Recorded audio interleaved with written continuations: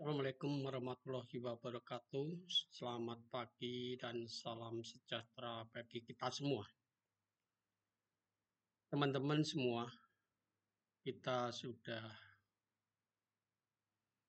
beberapa kali mengikuti YouTube channel edukasi ini, yaitu YouTube yang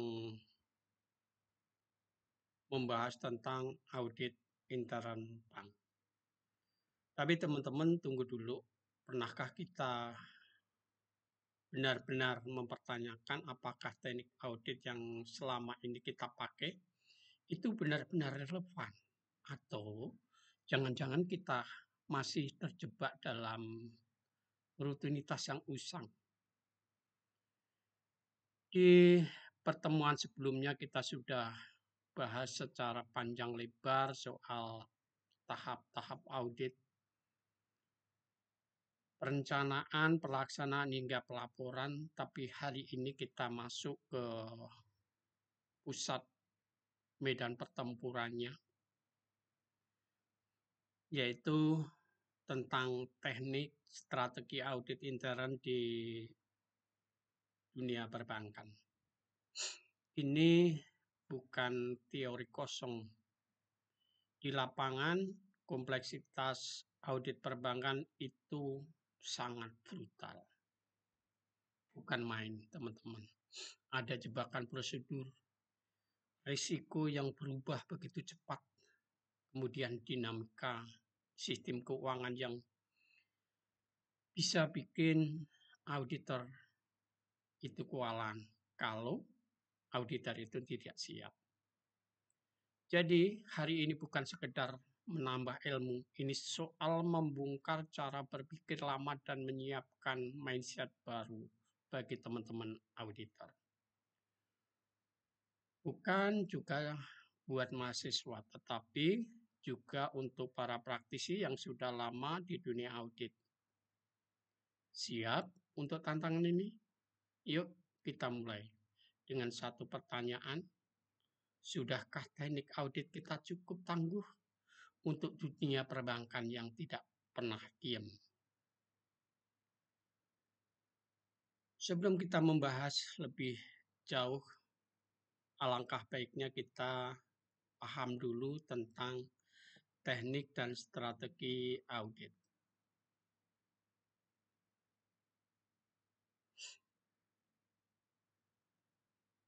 Teman-teman semua, pernahkah kita benar-benar sadar bahwa dunia perbankan itu seperti bom waktu? Risiko tersembunyi, data yang tampaknya rapi tapi menyimpan keganjilan. Sistem yang bisa dimanipulasi jika kita lengah 1 detik saja. Dan di tengah-tengah semua itu ada satu garda terdepan yang namanya internal auditor. Tapi mari kita jujur, teman-teman, apakah teknik audit yang kita pakai hari ini benar-benar sudah cukup tajam? Atau hanya sekedar prosedur yang kita jalankan karena manualnya bilang begitu. Ini yang sering kita temukan di lapangan, ya, atau yang sering kita sebut D3, yaitu dari dulu-dulunya kita mengikuti begitu saja. Audit intern di bank bukan cuma soal checklist dan laporan. Ini soal membaca pola, kemudian menangkap anomali yang ada dan mengeksekusi strategi dengan presisi. Kita bicara soal analisis review yang bukan cuma melihat angka, tapi menafsirkan cerita di baliknya. Risk-based audit yang mampu menyasar titik yang paling rawan dalam sistem bank. Informasi teknologi audit itu juga penting, karena kejahatan lebih sering terjadi lewat klik, bukan brankas. Teknik audit atau Teknik tanpa strategi ini adalah rutinitas, dan strategi tanpa pemahaman teknik itu hanyalah ilusi. Maka tugas kita sebagai auditor hari ini adalah satu, menyatukan keduanya dan menjadi auditor yang benar-benar relevan dengan perkembangan zaman. Karena kalau bukan kita yang tajam membaca resiko, siapa lagi? Sebelum kita lebih jauh, kita akan paparkan dulu tujuan kita pembahasan hari ini. Teman-teman semua, mari kita buka dengan mata kita, yaitu dengan satu kenyataan pahit. Dunia perbankan tidak pernah benar-benar aman. Dan di balik sistem yang tampak kokoh itu ada celah, ada resiko, ada lubang-lubang tak kasat mata yang hanya bisa kita lihat atau bisa dilihat oleh mereka yang punya mata audit. Tapi itu bukan teknik audit dalam konteks perbankan. Ini bukan sekedar memeriksa angka. Ini tentang membongkar sistem, menelusuri jejak transaksi dan memastikan bahwa apa yang tertulis benar-benar mewakili kenyataan. Unsur utamanya 3 kata: observasi, konfirmasi, dan analisis. Observasi ini bukan sekedar melihat, tapi menangkap polanya. Kemudian konfirmasi juga bukan asal tanya, tapi digunakan untuk menguji validitas. Yang terakhir adalah analisis. Ini juga bukan cuma menghitung, tapi membaca cerita di balik data. Lalu bagaimana strategi audit intern bank dijalankan secara sistematis? Pertama, lakukan risk assessment, yaitu dimulai dari mana titik lemahnya. Kedua, kita membuat audit planning. Karena tanpa rencana, audit itu hanya jadi rutinitas. Yang ketiga, kita turun lapangan. Fieldwork yang tajam dan presisi, dan terakhir itu adalah membuat laporan. Laporan bukan cuma dokumentasi, tapi peringatan strategis kepada pihak manajemen. Audit bukan sekedar fungsi kontrol, ia adalah sistem deteksi dini, tameng reputasi bank, dan kadang itu penyelamat dari kehancuran yang tak kasat mata. Pertanyaannya kemudian, apakah kita sudah cukup siap menjadi bagian dari itu? Teman-teman semua, kita sering dengar istilah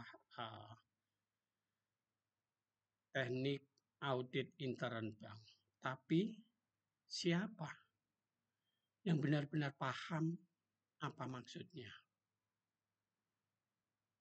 Jangan-jangan selama ini kita cuma menghafal definisi, tapi gagal menangkap esensinya. Teknik audit itu bukan cara-cara standar yang dipakai untuk cari kesalahan. Bukan pula sekedar prosedur yang wajib diikuti oleh auditor.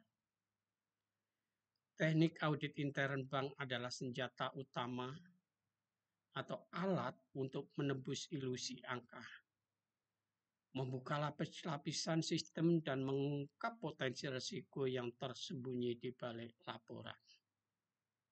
Bank itu bukan toko kelontong. Transaksinya kompleks, sistemnya multi-layer, dan risikonya kadang lebih cepat dari berita di TV. Maka Teknik audit dalam konteks bank harus canggih, harus presisi, dan yang paling penting harus adaptif terhadap perubahan. Mulai dari pemeriksaan dokumen, observasi, kemudian wawancara sampai penggunaan software audit, semua itu adalah bagian dari teknik audit. Tapi teknik hanya teknik kalau dipahami secara strategis. Bukan sekedar dijalankan tapi dimaknai. Jadi kalau teman-teman masih mengira teknik audit itu cuma cek dan cocokkan, maka teman-teman belum masuk karena sebenarnya ini bukan soal mencatat. Ini soal mendeteksi risiko sebelum risiko itu meledak dan merugikan bank. Pertanyaannya, sudahkah teman-teman memegang senjata ini dan menggunakan dengan cara yang benar? Lanjut kita ke tujuan audit. Teman-teman semua ada pertanyaan, apa sebenarnya tujuan dari audit intern bank itu? Apa hanya rutinitas tahunan yang bikin pegawai panik sejenak lalu dilupakan begitu saja? Kalau ini jawabannya, maka salah besar. Audit intern bukan formalitas, ini adalah misi intelijen keuangan dan misinya hanya dua. Menemukan bukti dan menguji kepatuhan. Tapi bukan sembarang bukti dan bukan sembarang kepatuhan. Bukti audit yang dicari harus relevan, harus andal. Karena di dunia perbankan satu kesalahan kecil bisa berdampak besar. Kita nggak ngerti cari kertas yang terlihat bagus. Kita cari fakta yang bisa dipegang. Kita cari jejak transaksi yang bisa dipertanggungjawabkan. Bukan yang sengaja disembunyikan di balik sistem yang rumit dan tidak dimengerti. Lalu, soal kepatuhan. Ini juga bukan sekedar soal ikut aturan. Ini soal apakah sistem dalam bank dijalankan sebagaimana mestinya. Apakah SOP benar-benar ditaati atau cuma jadi pajangan di ruang rapat. Audit intern hadir untuk memastikan bahwa kebijakan bukan sekedar tulisan tapi benar-benar hidup dalam setiap proses. Bahwa manajemen risiko bukan jargon, tapi sudah menjadi budaya. Jadi, tujuan audit intern bukan cuma soal memeriksa. Ini soal membuktikan kebenaran dan membongkar kepura-puraan. Karena di dunia perbankan, satu kebohongan kecil bisa jadi awal dari kehancuran besar. Teman-teman semua, kita sering dengar kata ini, teknik audit. Tapi jangan salah, ini bukan soal teknis belaka. Ini soal bagaimana seorang auditor mampu masuk ke sistem, membongkar apa yang tidak terlihat, dan memastikan apakah yang terjadi sesuai dengan yang seharusnya terjadi. Teknik audit bukan cuma satu, ada banyak dan masing-masing punya daya rusak sendiri kalau dipakai dengan benar. Pertama, observasi. Bukan sekedar melihat, tapi mencermati. Karena kadang-kadang yang terlihat normal justru menyimpan kejanggalan. Yang kedua, inspeksi. memeriksa dokumen, memeriksa bukti fisik, karena tidak semua tertulis adalah kebenaran. Yang ketiga, audit bisa melakukan wawancara. Wawancara ini adalah seni. Kita bukan hanya mendengar jawaban dari auditi, tapi kita membaca bahasa tubuh, nada suaranya, dan jeda yang mencurigakan dari pihak yang kita wawancarai. Keempat adalah konfirmasi. Kita uji validitas bukan sekedar percaya dari pihak ketiga seperti vendor. Karena semuanya bisa bicara, tinggal kita mau tanya atau tidak. Yang kelima adalah reforming. Kita ulas proses. Kalau hasilnya beda, maka ada yang disembunyikan. Keenam adalah analisis dokumen. Ini bukan cuma baca file, ini membaca cerita di balik angka, kemudian menemukan pola yang tidak terlihat di permukaan. Ingat, teknik audit adalah alat, tapi auditor, dia yang menentukan apakah alat itu akan membuka kebenaran atau justru tertipu oleh kepalsuan yang tampak sempurna. Lanjut, kita teman-teman akan membahas tentang teknik audit observasi. Apa benar kita sudah cukup jeli sebagai auditor? Atau jangan-jangan kita hanya melihat tanpa benar-benar mengerti? Teknik audit observasi bukan soal berdiri di sudut ruangan, kemudian memandangi proses sambil mencatat. Itu pasif, itu tumpul. Observasi yang sesungguhnya adalah tentang membaca aktivitas manusia dalam sistem, menangkap kejanggalan yang tidak tertulis, dan melihat hal-hal yang ingin disembunyikan. Observasi adalah momen ketika auditor turun langsung ke lapangan, kemudian melihat bagaimana transaksi dicatat, bagaimana SOP dijalankan atau lebih tepatnya diabaikan. Auditor yang lemah akan bilang, semua terlihat normal kok. Ya. Tapi auditor yang tajam akan bertanya, kenapa langkah ini dilompati? Kenapa verifikasi harus formalitas? Kenapa petugas terlihat terlalu akrab dengan proses yang seharusnya steril? Teknik observasi bukan tentang mencari tahu apa yang dilakukan, tapi bagaimana, kenapa itu dilakukan. Karena disinilah celah, disanalah potensi fraud, dan disanalah nilai sejati dari audit. Jadi kalau teman-teman masih berpikir observasi itu cuma ikut melihat proses, maka teman-teman belum jadi mata auditor, teman-teman baru jadi penonton. Oke, teman-teman, selanjutnya kita akan bahas tentang teknik audit yang sering dianggap tulang punggung dalam proses. Pernahkah teman-teman merasa percaya pada sebuah dokumen hanya karena tampilannya rapi, tanda tangannya lengkap? Kalau iya, maka teman-teman sedang berada di jalur yang salah sebagai internal auditor. Teknik inspeksi bukan tentang percaya pada apa yang terlihat. Justru sebaliknya.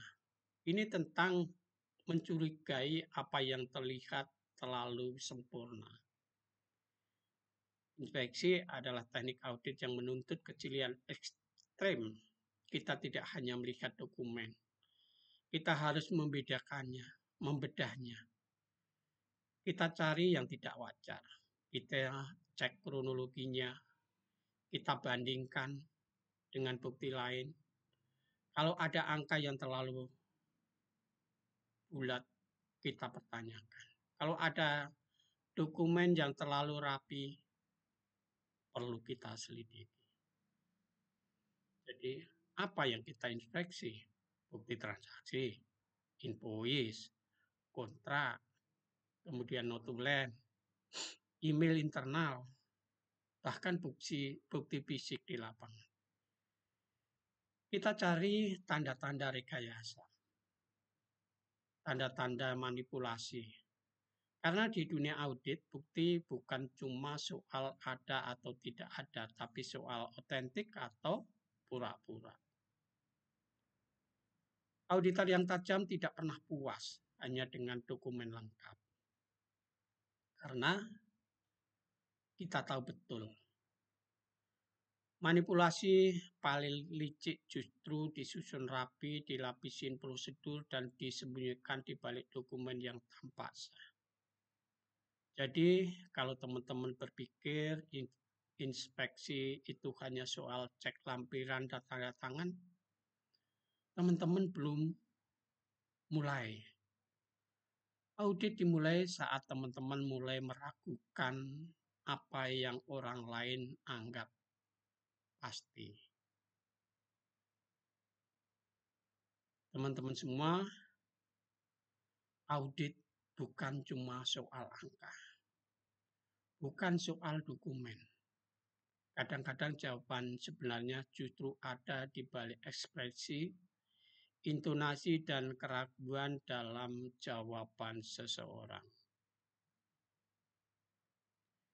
Teknik audit wawancara dan konfirmasi adalah medan psikologis. Ini bukan teknik lunak. Ini seni menggali kebenaran di balik kata-kata.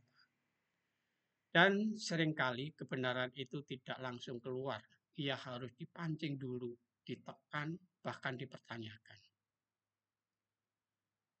Wawancara dalam audit bukan tanya jawab biasa. Ini investigasi. Kita ajukan pertanyaan sederhana, tapi kita perhatikan cara mereka menjawab. Apakah terlalu cepat, terlalu defensif, terlalu hafal? Semua itu petunjuk bagi kita. Karena pelaku fraud pun kadang terlalu siap untuk semuanya itu. Lalu konfirmasi. Ini senjata pamungkas. Kita hubungi pihak ketiga, vendor, nasabah, koresponden. Semuanya kita uji. Apakah informasi yang diberikan internal bank itu benar-benar cocok dengan kenyataan eksternal.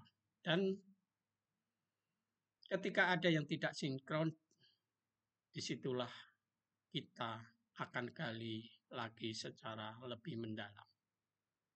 Ingat teman-teman, audit bukan hanya mengandalkan dokumen, tapi juga intuisi, kejelian, dan ini akan terasa sejalan dengan waktu. Yang tidak kalah penting adalah kemampuan untuk membaca manusia. Karena kadang kebenaran tidak ditemukan di spreadsheet, tapi dalam suatu kalimat yang terdengar sedikit terlalu sempurna. Teman-teman semua, seringkali kita terlalu percaya pada sistem, terlalu yakin bahwa prosedur sudah dijalankan, bahwa angka yang muncul adalah kebenaran. Tapi pertanyaan sederhananya, sudahkah kita buktikan sendiri? Disinilah teknik reforming itu berbicara. Ini bukan sekedar mengamati. Angka-angka bisa berdusta, teman-teman, saat prosesnya dibongkar habis-habisan. Lalu ada teknik analisis. Ini lebih dari sekedar perhitungan. Ini soal kemampuan membaca pola yang tak terlihat. Mendeteksi deviasi yang kecil tapi bisa jadi petunjuk kejanggalan yang besar. Misalnya, rasio mendadak melonjak atau pengeluaran yang tidak konsisten. Semuanya itu bukan hanya angka tapi cerita. Dan kita memiliki tugas sebagai auditor itu membaca cerita itu sebelum menjadi bencana.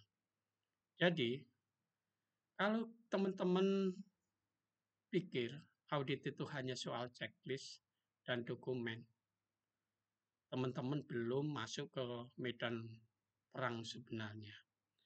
Audit sejati terjadi saat kita mengulang dan menguliti kebenaran sampai ia tidak bisa lagi bersembunyi. Teman-teman semua, audit itu bukan soal rutinitas. Bukan pula soal mengikuti alur yang katanya sudah bagus. Kalau teman-teman nggak tahu kenapa teman-teman melakukan audit, bagaimana teman-teman melakukannya, dan apa yang teman-teman cari, maka teman-teman bukan auditor. Teman-teman hanya teknisi pencatat. Ada 4 unsur utama dalam teknik audit, dan ini bukan formalitas. Ini adalah fondasi. Ini pembeda antara auditor tajam dan auditor yang asal-asalan. Pertama, tujuan audit. Apa yang ingin teman-teman buktikan? Apa yang ingin teman-teman bongkar? Tanpa tujuan yang jelas, auditmu hanya aktivitas tanpa arah. Ingat, audit itu investigasi, bukan jalan-jalan di dokumen. Kedua adalah metodologi. Ini bukan soal teori. Ini soal pendekatan strategis, mau observasi, wawancara, reforming. Metodologi harus sesuai resiko, harus tajam. Bukan asal pilih teknik lalu berharap hasilnya muncul sendiri. Yang ketiga adalah eviden. Bukti audit itu bukan yang ada, tapi yang relevan, valid, dan bisa diuji. Tanpa evidensi yang kuat, semua hasil audit bisa dipatahkan hanya dengan satu pertanyaan. Buktinya mana? Yang keempat adalah dokumentasi. Ini bukan laporan biasa, ini catatan jejak. Bukti bahwa auditor sudah bekerja profesional, transparan, dan bertanggung jawab. Audit yang tidak terdokumentasi dengan baik sama saja tidak pernah terjadi. Jadi, sebelum teman-teman bilang teman-teman sudah melakukan audit, tanya dulu. Sudahkah teman-teman benar-benar memahami dan menjalankan keempat unsur ini? Kalau belum, jangan-jangan yang teman-teman lakukan cuma formalitas. Dan agar kelihatan sibuk.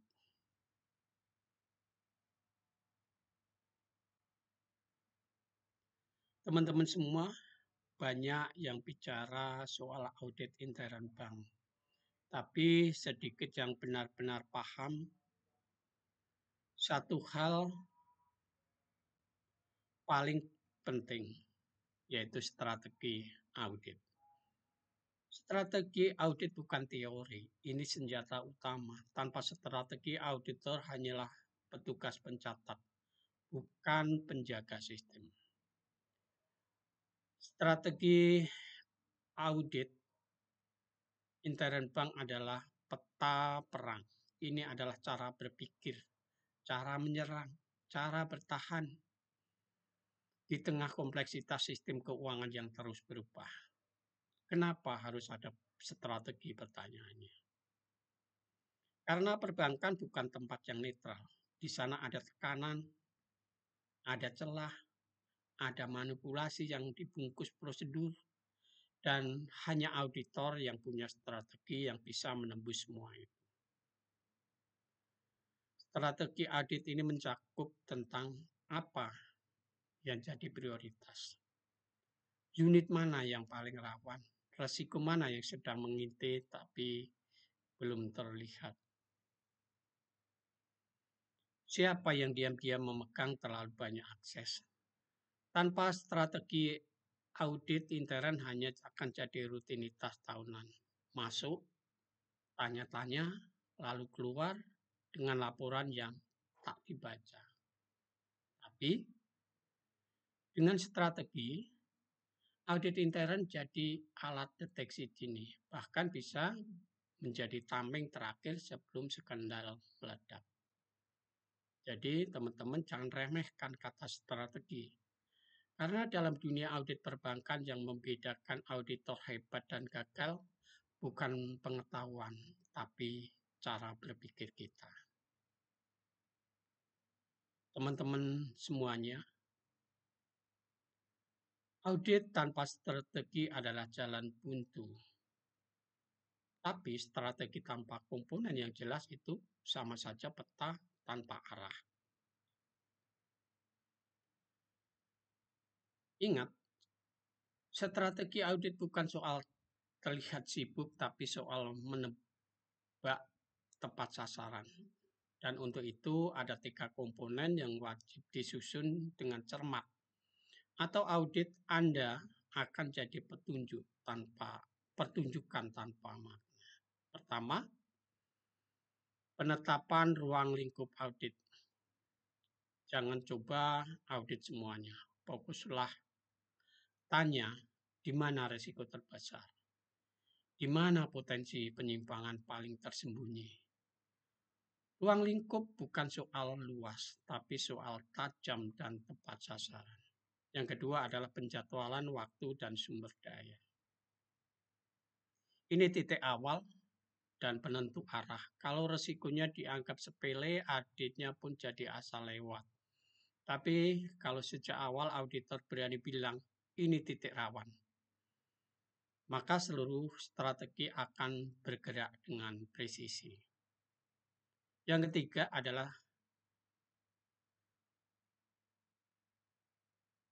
penilaian risiko awal. Ini titik awal dan penentu arah. Ya, jadi yang pertama tadi adalah penetapan ruang lingkup audit, kedua penjadwalan dan penjadwalan waktu dan sumber daya, yang ketiga adalah penilaian risiko. 3 komponen ini bukan sekedar daftar. Ini adalah fondasi. Dan kalau teman-teman salah dan mengabaikan salah satunya, jangan kaget kalau audit Anda cuma jadi formalitas tahunan. Padahal seharusnya audit adalah alarm terakhir sebelum ledakan reputasi terjadi.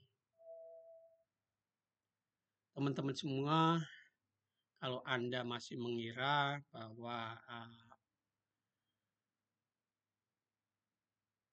audit intern itu cuma soal checklist dan laporan akhir tahun, maka Anda belum masuk ke arena sebenarnya. Audit intern hari ini adalah soal strategi, soal memilih medan perang, dan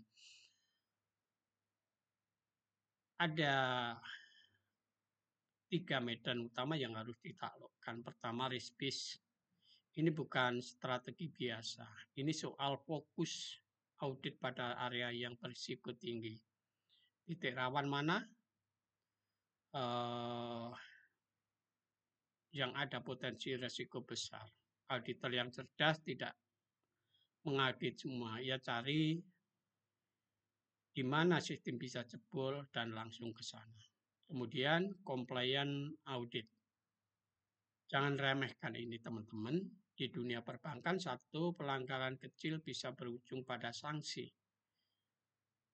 denda atau reputasi yang hancur. Compliance bukan hanya soal taat aturan, tapi tentang membuktikan bahwa sistem benar-benar dijalankan, bukan cuma di atas kertas. Yang ketiga, operasional audit. Ini bukan soal cari kesalahan, tapi soal efisiensi. Kita masuk, kita bongkar proses bisnis, dan kita tanya satu hal. Apakah cara ini sudah optimal. Kalau jawabannya tidak, maka itu celah. Bukan hanya untuk kerugian, tapi juga untuk perbaikan. 3 strategi ini bukan teori. Ini tameng dan pedang bagi auditor. Dan hanya auditor yang mampu membaca resiko, menegakkan kepatuhan, dan membedah operasional yang benar-benar bisa menyelamatkan bank sebelum semuanya terlambat. Teman-teman semua, setelah kita mengenal apa itu strategi audit dan pendekatannya, sekarang mari kita bahas tahap yang banyak yang mengaku sudah melakukan audit. Tapi kalau kita bongkar ternyata hanya sekedar formalitas. Ada rencana, jalan sebentar, lapor, lalu hilang. Padahal audit intern bank itu bukan soal ada tidaknya kegiatan, tapi soal seberapa lama ia menyentuh akar masalah.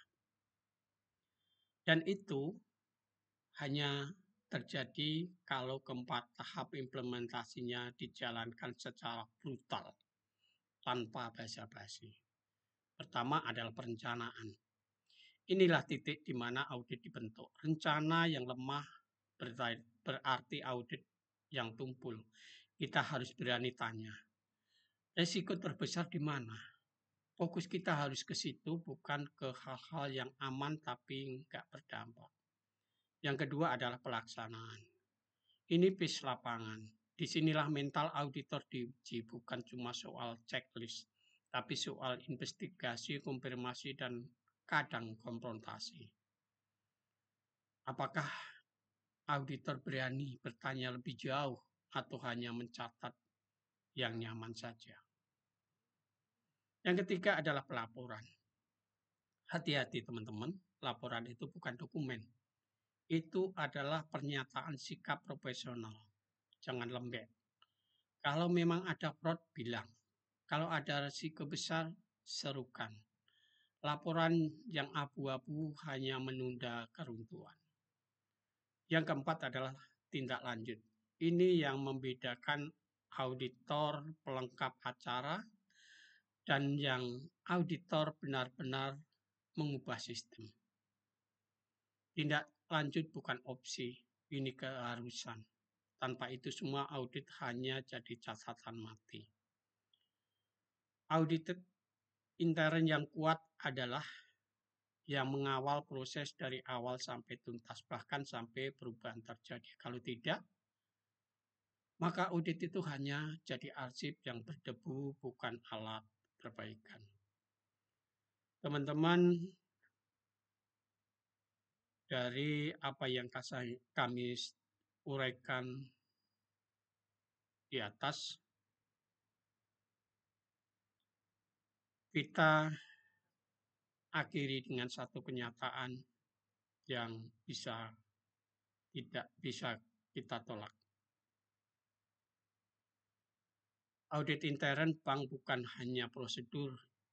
Audit intern adalah senjata dan hanya tajam bila strateginya disusun dengan sistematis dan diarahkan pada risiko yang nyata. Strategi audit yang tidak memahami risiko itu seperti menembak dalam gelap. Itulah mengapa pendekatan seperti risk-based audit, compliance audit, dan operational audit bukan sekedar pilihan, tapi keharusan. Tanpa arah, audit hanyalah jalan-jalan. Tapi strategi saja ternyata tidak cukup. Implementasinya harus tuntas. Dari perencanaan yang berani, pelaksanaan yang kritis, pelaporan yang jujur, sampai tindak lanjut yang konkret. Disitulah audit benar-benar hidup. Disitulah perubahan dimulai. Audit intern yang kuat bukan sekedar kontrol. Ia adalah alat pembongkar kelemahan. Ia adalah katalis perbaikan. Ia adalah pengawas tata kelola yang sehat, dan kadang satu-satunya hal yang mencegah institusi runtuh dari dalam. Kalau teman-teman ingin lebih dalam tentang dan lebih teknis dan aplikatif, saya sudah menulis buku Audit Intern Bank. Silahkan hubungi kami melalui email suharno.com, suharno.hadisumarso@gmail.com. Jangan puas jadi auditor yang mengikuti arus, jadilah yang menantang sistem demi kebenaran dan demi integritas dan demi masa depan perbankan yang bersih. Terima kasih teman-teman sudah menyimak dari awal sampai akhir. Semoga materi ini membuka wawasan bagi bahwa audit intern itu bukan sekedar formalitas tapi alat perubahan nyata dalam dunia perbankan. Di video ini kita sudah bahas inti strategi audit intern, mulai dari perencanaan yang tajam, pendekatan berbasis risiko, dan implementasi yang tuntas. Jangan cuma disimpan, gunakan. Karena tanpa aksi, semua ilmu yang kita miliki hanya jadi arsip. Teman-teman semua, mari kita bangun cara pikir baru. Dunia keuangan saat ini nggak butuh auditor yang main aman. Dunia butuh auditor yang berani buka fakta, uji sistem, dan mendorong perubahan. Di video berikutnya kita akan masuk ke topik yang lebih dalam, yaitu area kunci audit intern bank. Bagian mana yang harus jadi fokus utama dalam audit. Jadi pastikan teman-teman subscribe yang belum, aktifkan lonceng, dan sampai jumpa pada video yang lebih menarik di minggu berikutnya. Salam audit, tetap kritis, dan tetap berdampak. Terima kasih.